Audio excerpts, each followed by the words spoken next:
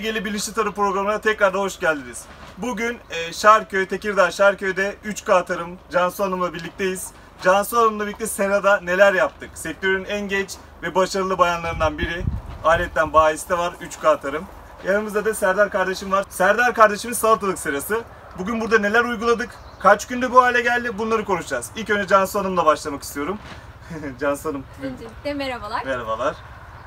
Serdar Bey'e serasını kurduktan sonra amino asit uygulaması yapıldı. Amino asit uygulaması yapıldıktan sonra amino asit artı deniz yosunu tekrar 15 gün sonra tekrar verildi.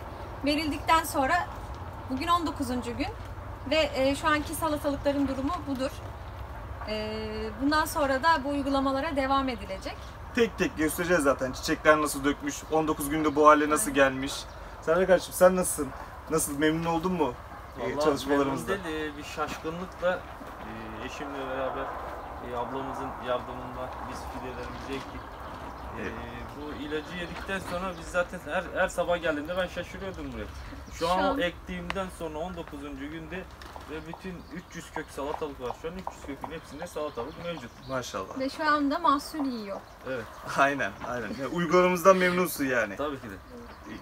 Agroegeli bu çalışmaların devamı gelecek. Tekirdağ Şarköy'den 3K Tarım'a çok teşekkür ediyoruz. Aynı şekilde ederiz. Serdar Bey'e de çok teşekkür ediyoruz.